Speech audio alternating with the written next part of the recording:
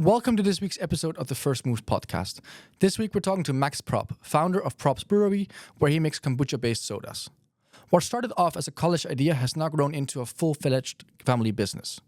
If you want to learn more about how kombucha is made, the products that Props make, or how Max scaled his college idea to selling now over 15,000 bottles a month, then this episode is for you. So give it a listen. Max, welcome to the show. Could you please introduce yourself and tell us how Props Brewery got started? Okay, yeah. My name is Max Prop, and I started Props Brewery, I think in the first year of COVID, when I was graduating from university. It was like a graduation project. I had a project and I needed to start a business, and in the business, it needed to be with food, because my studies was food design, it's called. And we needed to start a business that's food related. And I didn't really know what I wanted to do. So where's the question, what kind of product and what kind of market do I want to go to? So I always had kind of interest in beer and wine and everything, but you saw the market for alcohol, it was coming down. There was not the demand wasn't growing for alcohol.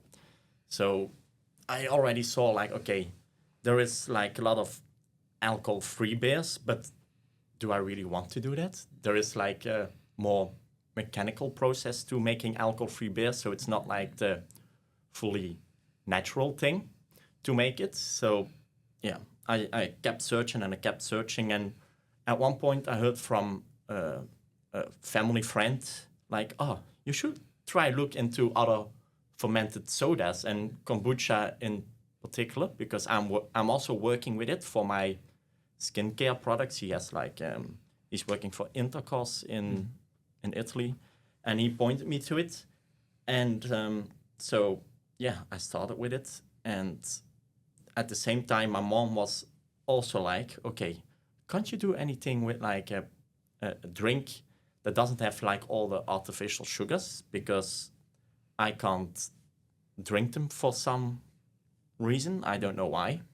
And a drink that's also not as sugary as the normal sodas and the Coca-Colas and everything.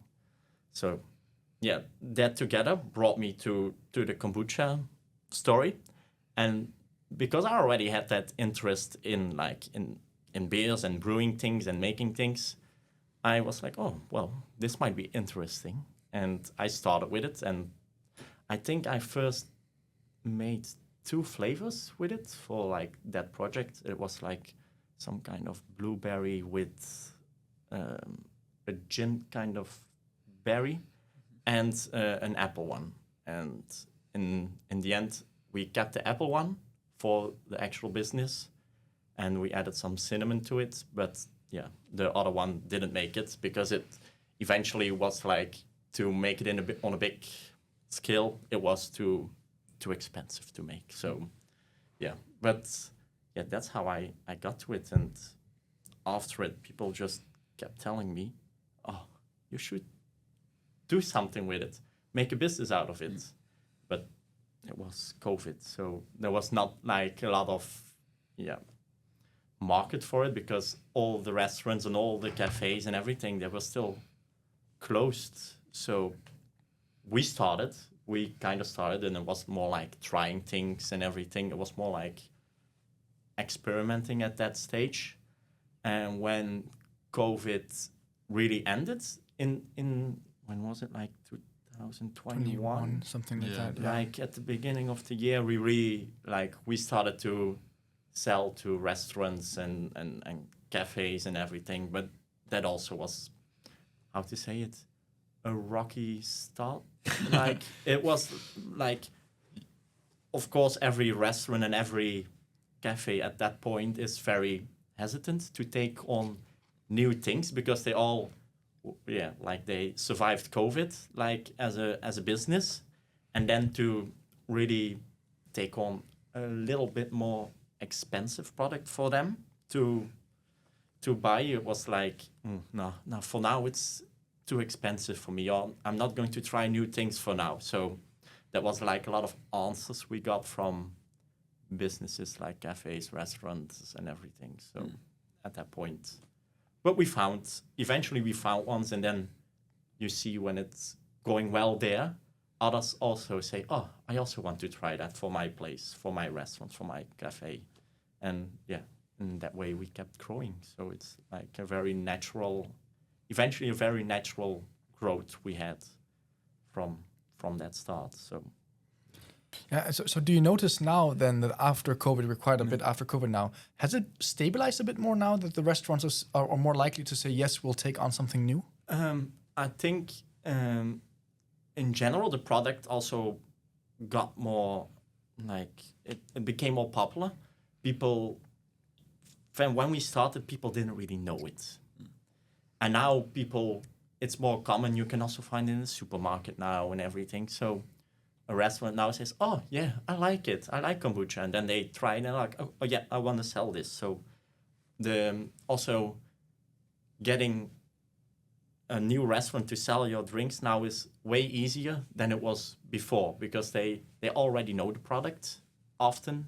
So they are more prone to say yes instead of maybe, and that's the whole, that's nice. I think it's a good trajectory also for us, but also for our competitors or like colleagues in that sense. So that's Nice. I'm curious though, because you started essentially as a graduation project. Yeah. And then you very naturally indeed went into starting it as a full-blown business. Yeah.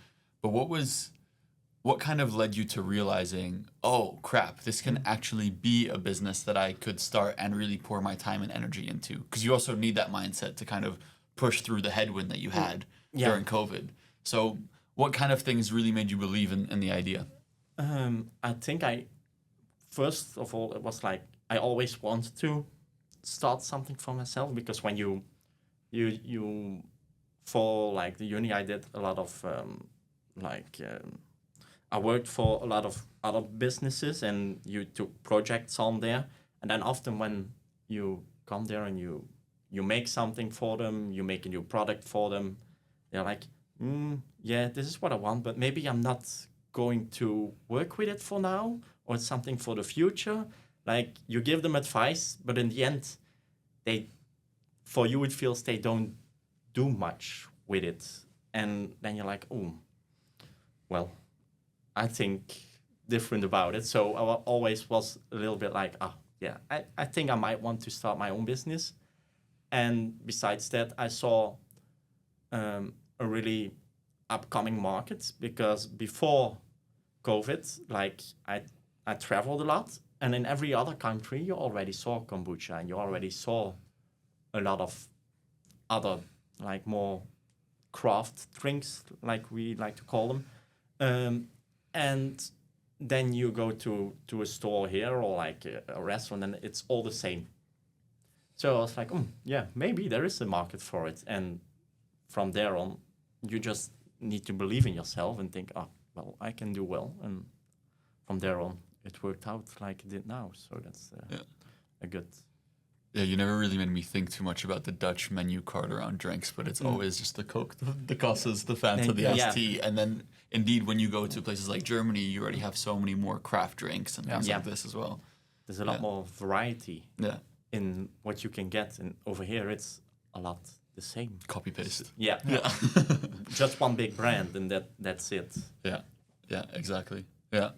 Maybe what's interesting, though, is because kombucha has become relatively popular the last few years, but I don't think that, at least myself, even just from personal curiosity as a foodie, I'm not really too aware of how these fermented drinks are made and what goes into making them. So do you maybe want to explain the process a bit of how you actually make kombucha? Like, we make kefir and we make kombucha. It's the water kefir, but both work with a SCOBY. A SCOBY is like a shortcut for like symbiotic culture of bacteria and yeast. And a SCOBY on a kombucha looks like a big flat pancake that's floating on top of the sugary tea that you add to it. And so it's basically just a sugary tea you make, and you add your SCOBY and your starting liquid to it. And then you just let it ferment. It's like an open fermentation. So alcohol that's created like just evaporates. And then it stays in a vessel for about 4 to 5 weeks. And then you test it for like the sugar content and like the acidity. And then you can make the kombucha flavor with it. So that's the whole process of it. It sounds easy, but it's a lot of controlling and a lot of tasting and like cleaning. That's the most important thing about everything, cleaning. But yeah, no, that's about the process. That's in short. So it's quite a long process, right? You have to really plan ahead if it takes 5 weeks for it to get ready. Yeah. How do you do that? Do you have a lot of tanks then, where you have this is week 1, that's week 2, week 3, or how does that work? We have about, I think it's about 7,000 or 8,000 liters is brewing at the same time. So that's we have 1,000-liter tanks that's brewing every time. So every week we can do a different batch for us or for others. And in that sense, we have every week we have 1,000 liters ready.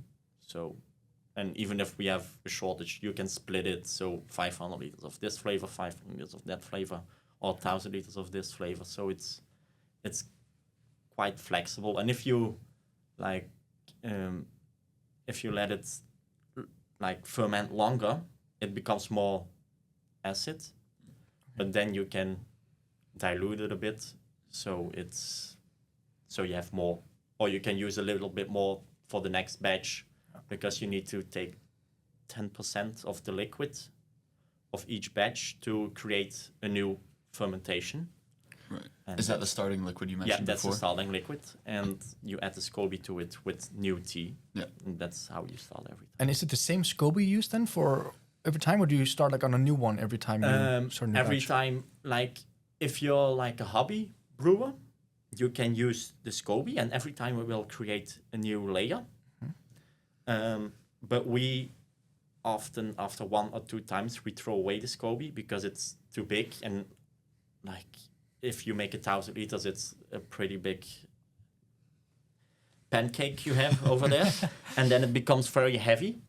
So yeah, we prefer to take it away. And also with that, we work together with a business in Utrecht, and they take the SCOBY and they make leather from it.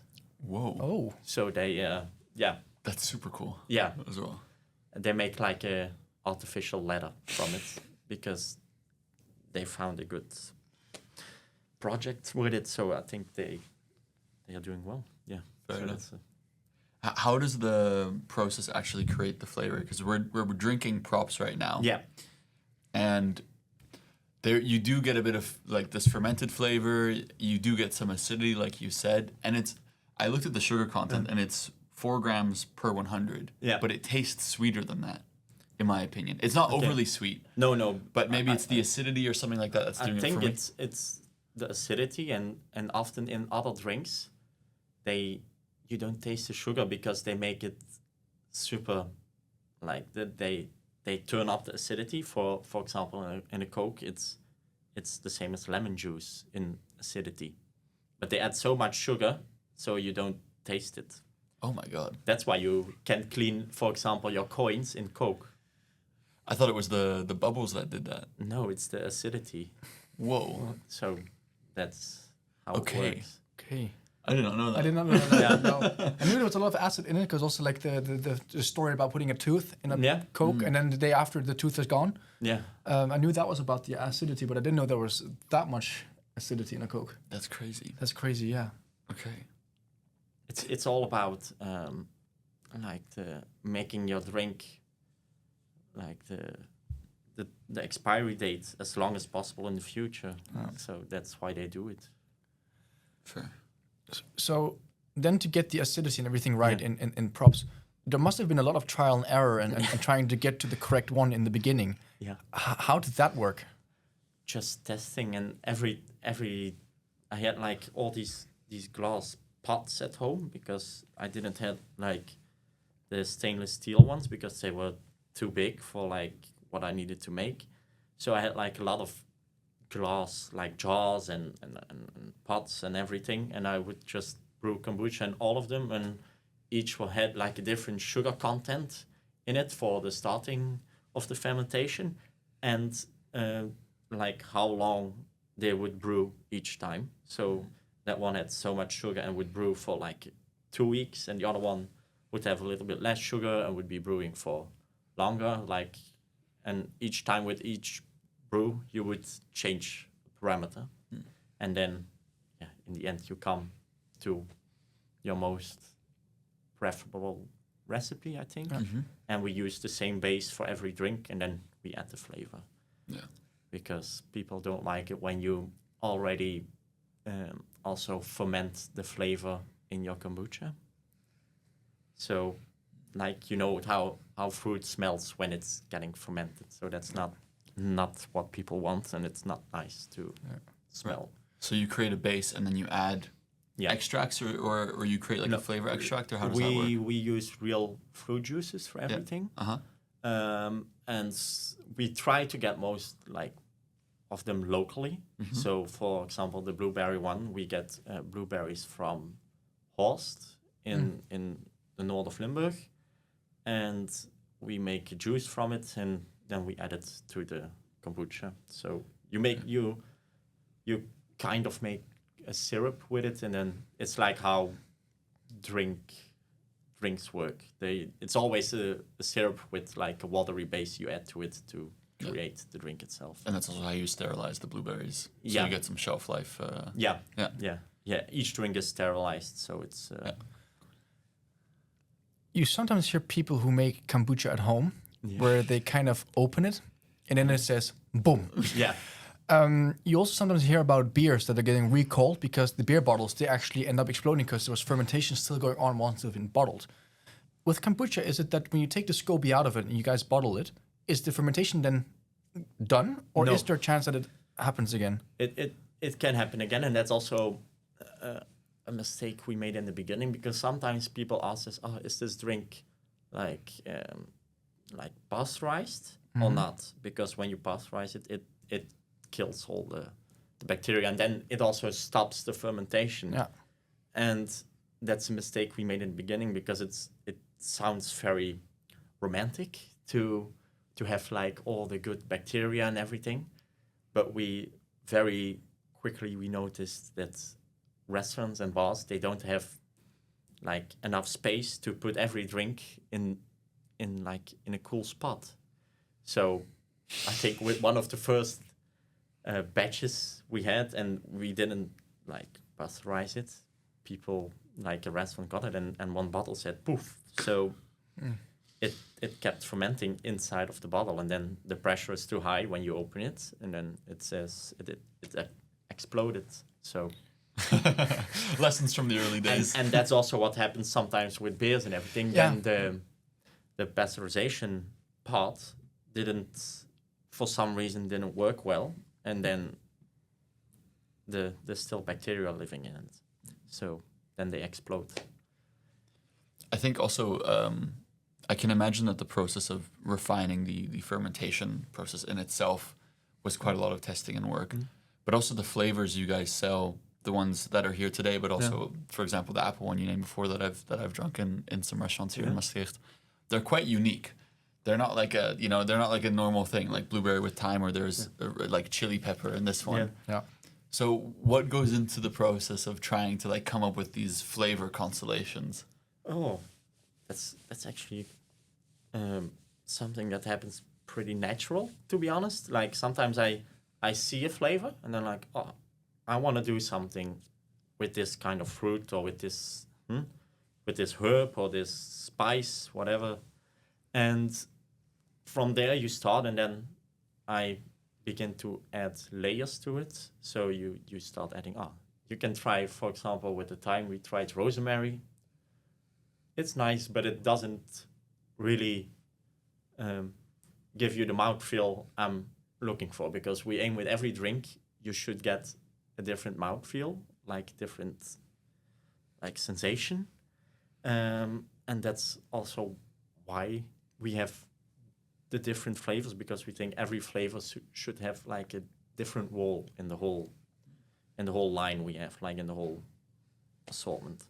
And so we just have like a base, and from there on we start like building the flavor and adding or take away something and then add something else, and it's like a natural process. And at one point you just like, oh, this is it, and one time you have it after 2 tests, and the other time it's 100 like samples you need to make before you have to write flavors. So that's Are there any crazy combinations that you've tried or that you can think of now that were a little outlandish, maybe sounding?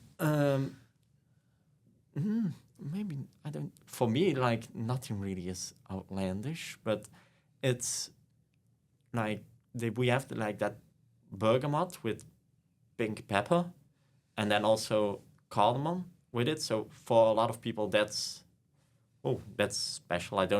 They don't even know what half of it smells or tastes like. So it's and you see like those flavors, they work very well in like fine dining restaurants, and because they really appreciate the complexity of it. And in more coffee places, some are like, oh, that's a bit too special for me, for example. So that's the whole thought process behind it.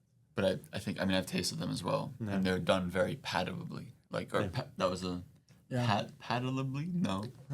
Yeah, they're very tasty. Yeah. They're very easy to drink. It's nothing indeed outlandish when you taste it. No, but you can taste that it's special at least. It's this, just the sound of the ingredients to people is like the way it sounds. And like, ooh, what's a bergamot? What's a cardamom? They are like, ooh. Yeah, and then there's pepper to it. That's a bit special for them. Yeah, indeed.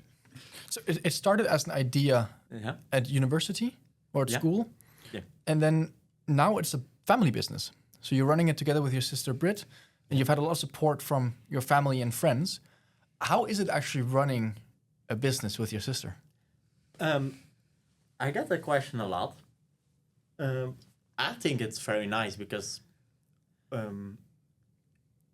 it's really easy to tell each other the truth, let's say it that way. And you can, like, sometimes we're having a fight, and then the next, like, in 5 minutes, it's already okay, it's already forgotten. And it's because you know each other for so long. You know how to resolve things with each other, and you know each other, like, perfectly well. And I think that makes it very easy to do business, because there's also a lot of, like, non-verbal communication. Like, she knows if I'm acting in a certain way, she knows, oh, well, I should leave him to be for 5 minutes, and then I can come back.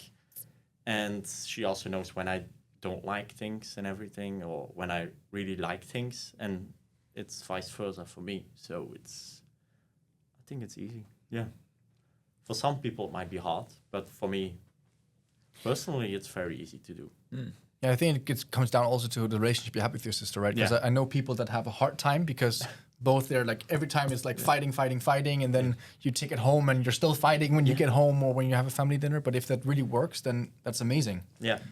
Yeah, indeed. I don't know if I could run a business with my siblings. I think we could, but I think it would take a little bit of trial and error and some lessons and some hitch-ups. Like, we also, like, when we are young, you have that typical brother-sister relationship, like a lot of bickering and a lot of fighting together. But when we both grew up, it got way better. So, and now we're doing it all together. So that's the nice part about it.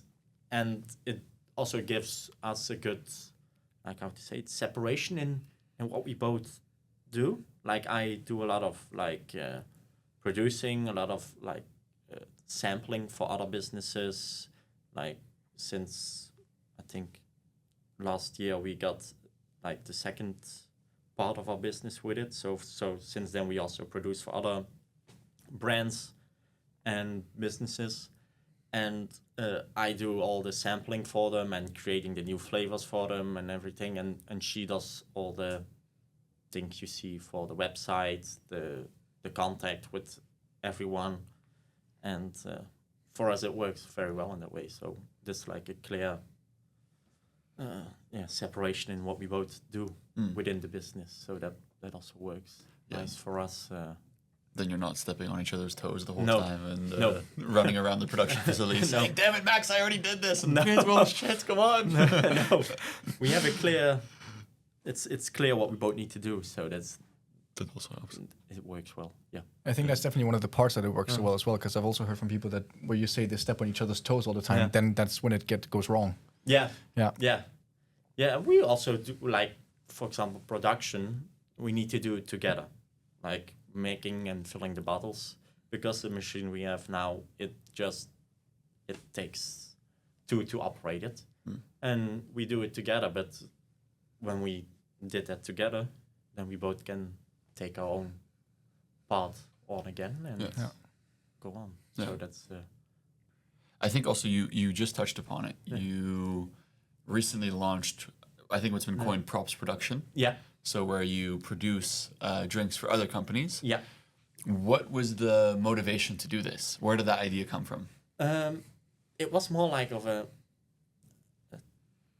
We had this opportunity to buy the filling machine and everything from a different kombucha brewer, and that also meant we would also take over his production. So we would also start producing for him. So it was like a good opportunity to also make like our own production easy, because at first we were filling with the hand, and now we would like do about 1,000 bottles a day, and now like with the new machine we are able to do 6,000 to 8,000 in a day and have them ready, labeled and everything within 2 days. So it's a big scale up for us, and but that also costs money. So we needed to take on the second part, like the production part, to generate extra money, and I also could have like a little bit of my creativity work for other brands and businesses, and I like doing that. So that's the creating part. So that was also, I think it was natural step for both of us. So yeah, it was, good. I could also imagine that like now you have your line and your assortment of drinks, and I'm sure this will change as time goes on. It's probably already changed already, so that will keep happening. But I think if you get energy from that kind of work where you're creating new things, it's really nice to have that kind of input where you can create for other people. Yeah. And like you said before, sometimes you create for other people and they don't per se carry it forward. But with this, you have automatically the setup to start making it already and making it a reality as well. So I can imagine for you personally, it's also just a really fulfilling thing to add to the day-to-day production and things like this that you're already doing for Props Brewery itself. Yeah, it certainly is. It certainly is. And you get so many interesting and cool projects on the way now, and that are going on right now. And some of them are also very different from what I'm doing now, but that makes it also interesting for me, because with every project you also learn something. So it's I think it adds to my skill set in that sense. Yeah, absolutely.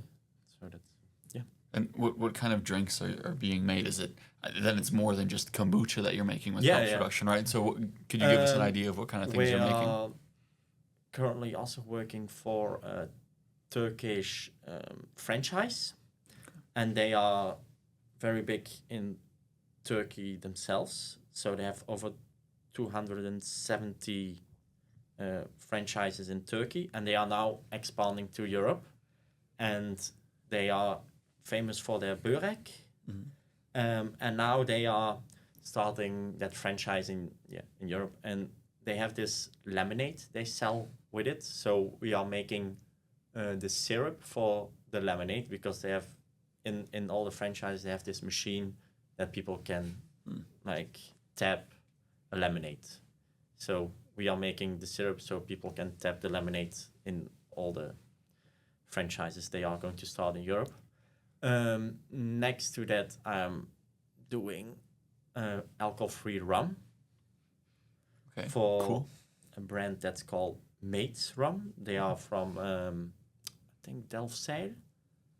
And that's actually I really like that project, because our name is also going to be attached to it. And they just started a new, like, a side business. They have, like, Choco Mates, it's called. So that's chocolate milk with rum. Mm-hmm. And businesses can either buy these chocolate balls, and then they get, like, a little bottle of rum with it, so people can make the rum chocolate at home. Or other, like the walking cafes and everything you have over here, they buy a machine and they can have chocolate milk from them with the rum, and they only had like the alcohol part of the rum. So now we are going to do the alcohol-free part of the rum, because you can't sell the Chocomates without rum. That's the whole, like, I think the concept of it. And so they needed the part of the alcohol-free part, because a lot of, like, big companies, they want to buy also like a gift for people, and then they can't sell them alcohol because they have a zero policy for alcohol. So they can't sell alcohol to them. So they were like, well, we need zero alcohol rum. Yeah. So that's cool. I've heard of Mates as well. I just had to look it up to double check if the label was correct in my mind, but I've seen them as well in the stores. Yeah. So it's cool. And I think for now that's about it in, like, projects that are going on, but there's already new ones starting, but I didn't touch them yet. So it's a big we have our own project besides it of, like, expanding the brand. That's going to be the kefir one. We got, like, a research, like, also a business in England. It's called The Good Culture.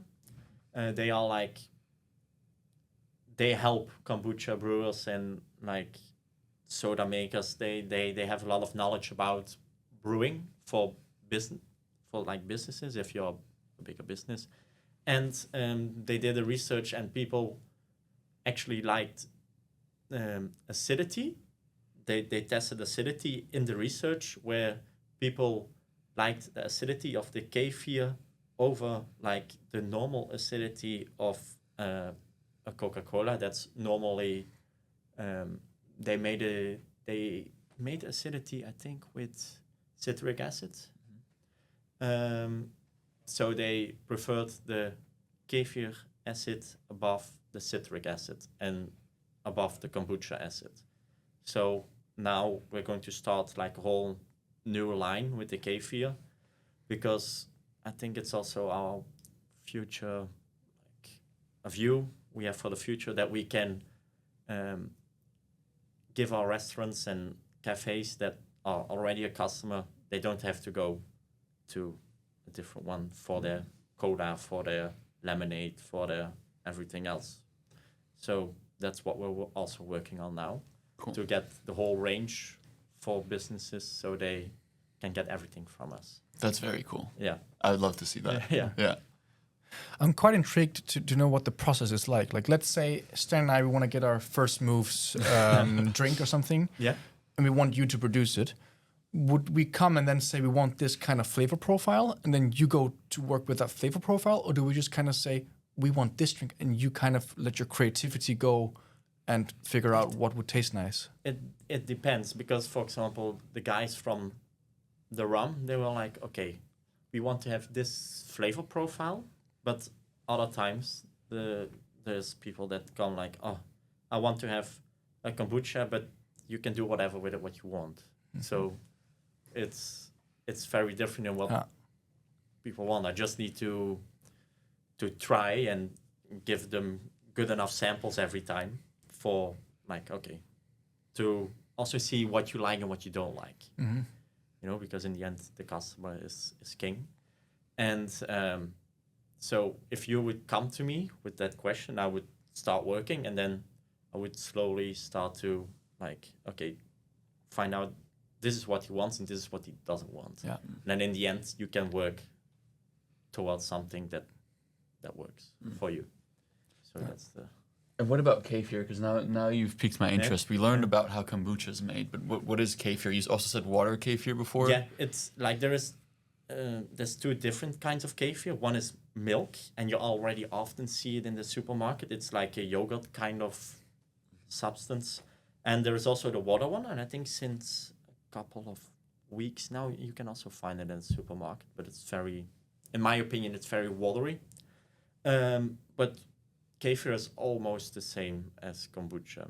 For kefir, like a kombucha floats on top, and a kefir is in the bottom of the brewing vessel or pot or whatever you're using to brew it.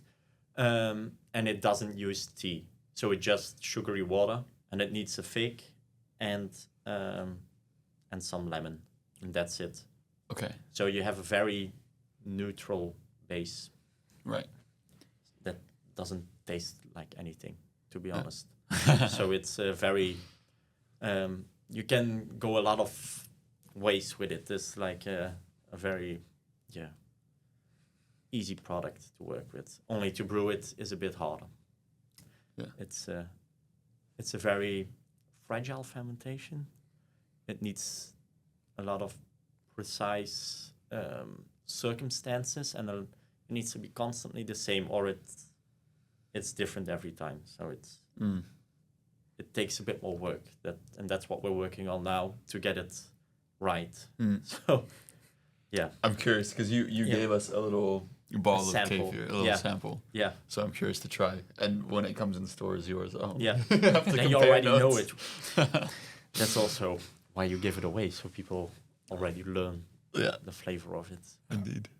I think also you've sold over 32,000 bottles. You're in, I think now 39, maybe more locations by now as well, depending on when the website was I up. think 55 now. Oh, 55. Okay. And I think 32 was 2023. Okay. So now the website needs to be updated again. Yeah. But I think now we're over... I think for our own, it's about over 50 or 60,000 now. And for others, it's a lot. What we filled extra for others since September. Yeah. It's about, I think now we almost do 15,000 bottles each month. Oh, wow. Okay. So Crazy. So props production is a really big part of the business. Yes, it's going to be a very big part of the business, and we like doing it. Yeah, of course, I can imagine. Oh, that's super cool. And how is it? Because I know from my business, I mean that was also to end consumers, and so I would be out, or I would get text messages from somebody. Even one time they'd seen a piece of disorder clothing. I think it was in Sweden or Norway. And I was like, "Wow, it's super cool to get that message from someone." How is it for you to have this, essentially, a graduation school project where you're just thinking, "Okay, I've been given something. Now, what the hell do I need to do with it?" To now having a company and you can see your drinks being enjoyed out and about. Like, what is that experience like? Is it surreal? Is it fun? Is it weird?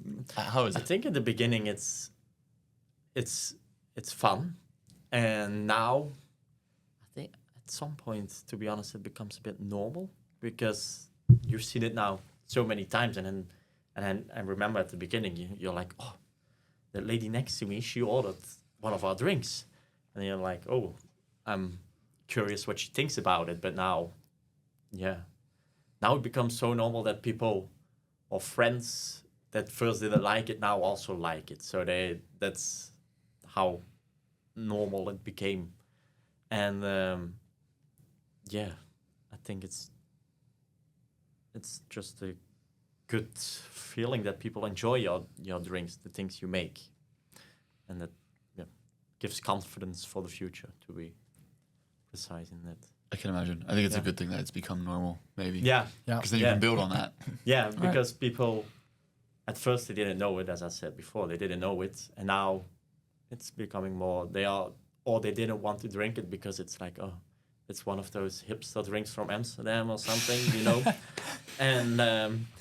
And now it's became normal to drink it. So then you also see more people joining in to drink it. Yeah. I think we touched upon some challenges before in the process and starting out. But have there been other things or times when you had planned something but it didn't go as planned and that you had to kind of change or adapt, or there was another challenge that hit your path? Well, I think in the beginning there was like a lot of challenges because there's not, certainly back then, there was not a lot of like information about how can I fill a bottle with kombucha, or how can I brew it on a bigger scale, or how can I flavor it. Like everybody would do it differently. So in a lot of ways, we always had to find our own way in doing it, and we created this process, like this, how to fill a bottle and like how to flavor everything and for ourselves. So it was like a lot of looking to how they would fill a beer bottle and how they would fill like another soda bottle, but it's a little bit different in what it needs and like the order you do things and the steps you take to make the product ready for the end consumer. And I think the biggest, like not struggle, but eventually you're going to scale up things, and then to find the good partner for it. So like, for example, you first would order bottles somewhere, and then you need more and more and more and more. And to find a good partner in getting the bottles is pretty hard, to be honest, because it's often those businesses that are doing business to business, so they don't invest a lot of time and effort in being findable on the internet or something like that, or they have like a website that looks kind of sketchy, but when you come there, they are really big. So then you're like, ooh, okay. And that was the biggest struggle, to find good partners for more products for the scale up. And what's the biggest lesson you learned by being in business with the kombucha drinks and the other drinks as well? I think it's having confidence in what you do is very important, because when you go to talk to someone and you're not confident about your own product, they will also not, they will feel it. You're not confident about it, so they will be like, ooh, he even doesn't like it, so why should I? So it's very important to be proud of yourself, and it's certainly a good advice to also sometimes look back at what you already did and where you came from, to appreciate what you already have. So I think that's a very important. Very true. Yeah. I think also because when you want to creatively build things or do stuff, even if it's a more technical company like Sebastian's, you're always working towards improvement. So there's like a natural dissatisfaction that you always have, because you're like, oh, but what about this new thing? Or we can make it a little bit better. So then it's very easy to lose sight of the thing that you've already made. At least I had that all the time with this order, and now with my work as well. So yeah, I also have it. Like, you always think, oh, maybe this should be better next time, or that should be better next time. But at some point you need to realize, okay, this is good and people like it in this way. So why should you change things? It's better to work on on new things now, and you can change them in the future too. So it's it's sometimes it's very important to be happy with what you already have instead of being Very fair. overly critical. Yeah, exactly. Yeah. It's easier said than done. Yeah, I know. Yeah, we definitely also know. Yeah. Yeah. But I think it's we had a guest on the podcast a few weeks ago, and they said something along the lines of, you have to be kind of embarrassed with the first versions of things that you make, and like look back and be like, just to see how far you've come now and what you're making now, to have that sense of confidence. It makes sense. Yeah.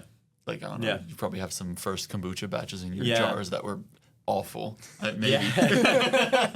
So. Yeah, but still, sometimes I have to also make like samples for other people or for myself, and then I'm like, oh no, this is not drinkable, and then you need to start over again because it's just not good. Yeah.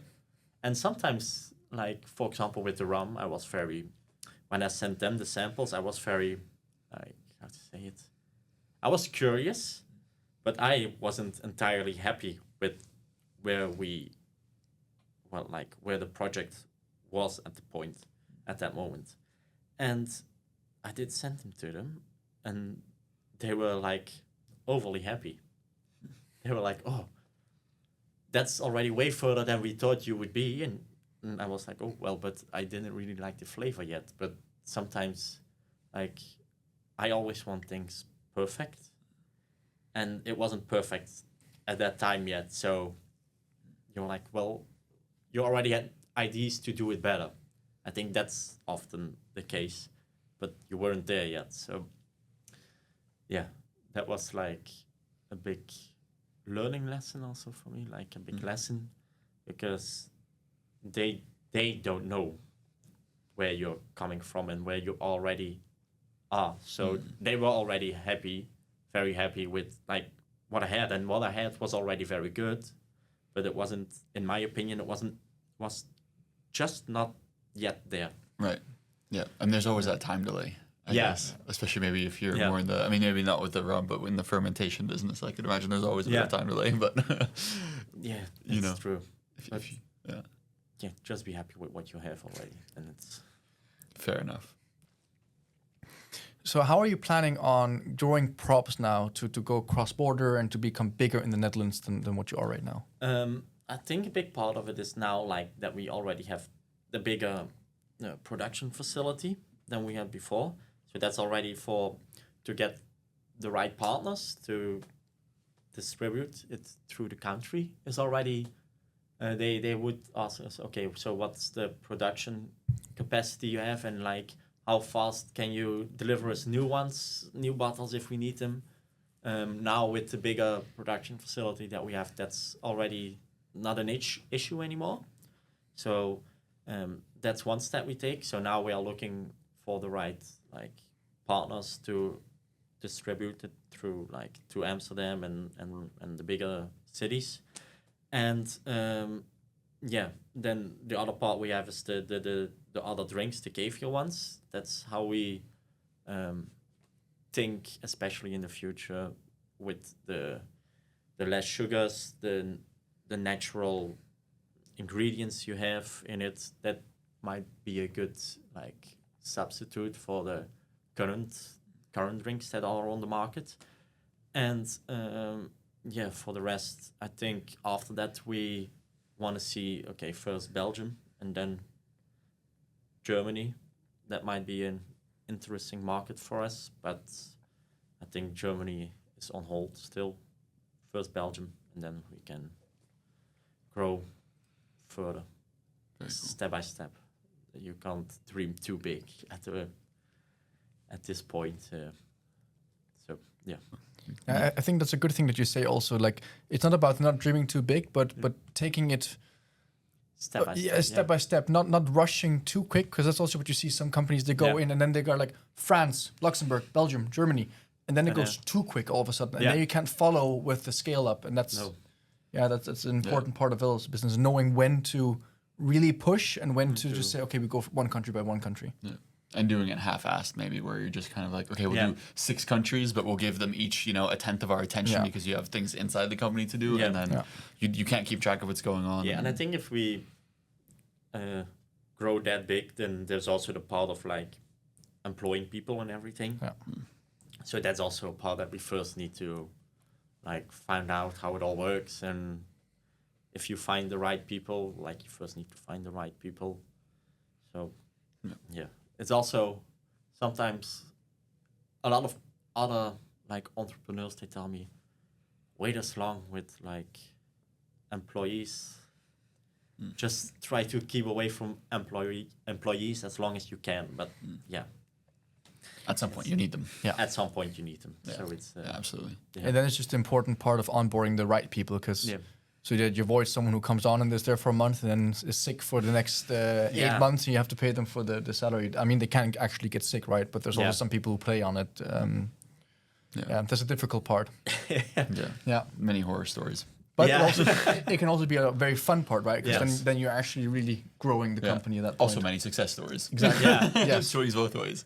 Yeah, like I think it's hard because in that sense, sometimes I think, okay, well, I have a lot of friends in the food business, so then you think, okay, maybe it's good to take them on board, but on the other hand, like I work with my sister, and to work with friends is a different thing. So I'm not sure if I in the end want to do that or not. If you can keep it separate, then it's good. So then they would work more for my sister than they would work for me. Right. Yeah. But I don't think that's something that's too smart to do at this point in time. Fair. Yeah. Fair. All right. Well, Max, to wrap up, we ask all our guests to bring an object of personal significance. What did you bring today and why?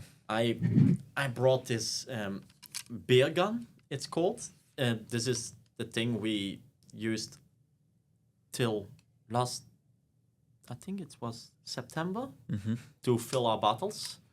It's actually a very simple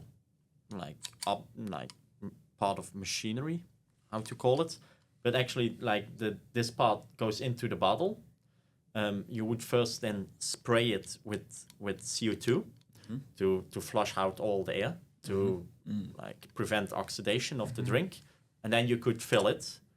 And that was something we did with our left hand. We would fill it like this, and with the right hand we would take it to the bottle cap machine and put it on there. So it was like we would always be doing 2 things at the same time. And I remember before we got this thing, this was one of the, I think, last things I got before we could really produce. But before I got this, this tool, machine, whatever it's called, I saw on the internet, and I read on beer websites for how to fill your bottles. You could do it with a hose and everything. So I was trying that, but it didn't work very well. And then after asking for a lot of advice from this website where you can buy a lot of brewing tools and ingredients, they told me, well, you can try this thing, and if it doesn't work, you can send it back to us. So they were very kind for me, and I tried it, and it worked very well. And since then, I think this thing filled over 60,000 bottles in those years, and now it's retired. Nice. Yeah. Well, it did its job very well. It did its job, and for the money it cost us, it did a very good job. So I think it was, that was why I took it. Fair enough. Yeah. Your left index finger must be ripped, by the way. Was at some point, you did it with 2 fingers because it's too heavy. You can try it if you want to. Yeah, I'm curious.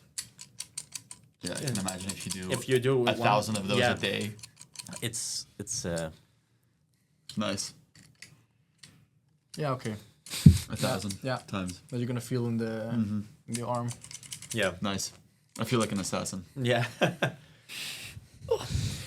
Well, It sounds like we caught you at a very exciting time. Yes. You've laid some foundation, and now it seems like you're really, at least, I mean, we barely know you, but it sounds like things are really stacking up.